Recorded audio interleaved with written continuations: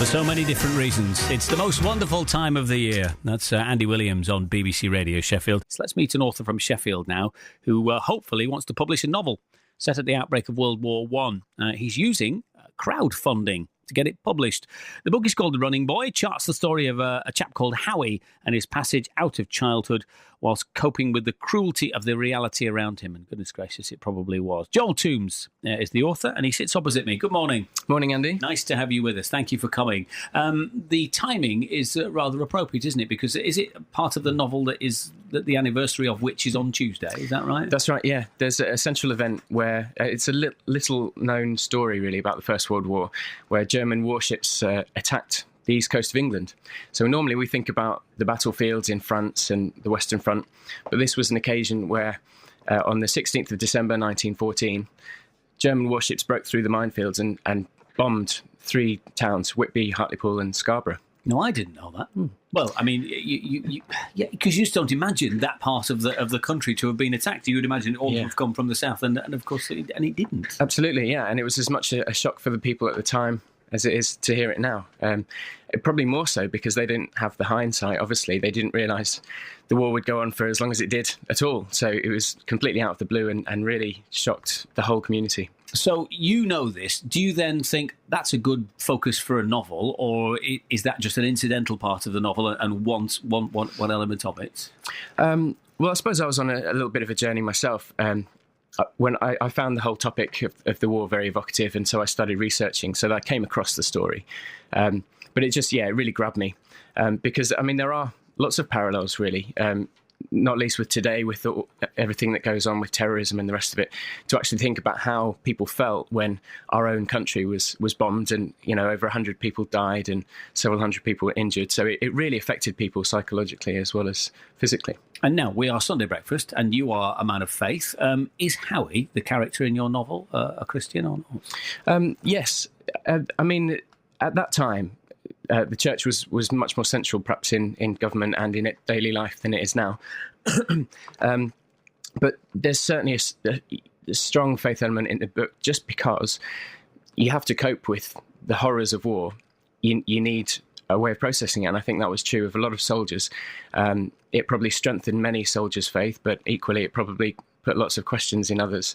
Like I said, people weren't expecting a long war. No. So when they reached the Western Front and there was over 1 million soldiers killed on both sides over the few years, there were a lot of people questioning their faith and crying out for help as well. When you researched it, were you questioning yours? No, I don't think I was. Well, my faith, I think I question it all the time, intentionally, because I think faith is questioning, really. It's searching, it's a journey. And the book does mirror that, I suppose. There is a thread of learning, thinking about what it means to be a man as this character grows up and is thrust into this very adult, disturbing world that he's not used to. So, yes, I do like to question, and I think that comes through in the book, looking for answers. The running boy, is he running from something, towards something? What is significant about running? The immediate answer is just that from what he thinks is an idyllic childhood before the bombing, he loves to run across the moors, the cliffs around, literally running. But yes, perhaps that's the parallel that readers might come to. What is he? Is he running from something? Is he running to something else? Like I say, he's searching for what it means to be a man, trying to step out of the shadow of his older brother and his father. And then in the trenches, he doesn't really cope very well. He's actually quite an awkward lad. And so I think his commanding officer realises that and gives him this other order to do with the redundant cavalry horses. And so it takes him on a whole new adventure where he comes across the French Commune, and there's all kinds of different avenues that he can take. So he's kind of running into things as much as away from things. And getting it published is a crowdfunding project. Now, these are one of these things where people go onto websites and give you a tenner or 15 quid or something along the lines. Is that how it works? Yeah, that's right. Yeah, so this particular one, it spurred me on to get on with the self-publishing, really, because it's to do with something we do at work. We help musicians to fund their next project. So I thought it would be interesting to try and do it as a writer. So I'll put my book on there. And it's gone really well, actually. I mean, we hit my target a week before the deadline. So I was all geared up to have a big push, and then actually it's great. We've gone right through it. So there's a lot of interest and activity around the book already, which is fantastic. So publication is imminent then, is it? If you hit your target? It is, yeah. Friday, I think the paperback's going to arrive. Hey! And it's on Amazon. It's on the Kindle. So yeah, people can get a copy. Rocket Fuel is the crowdfunding platform. It's a very interesting one, actually, for writers, because I think even more than musicians, you don't have very much contact with authors, really. No. They release the book and you buy it. If you like it, that's it.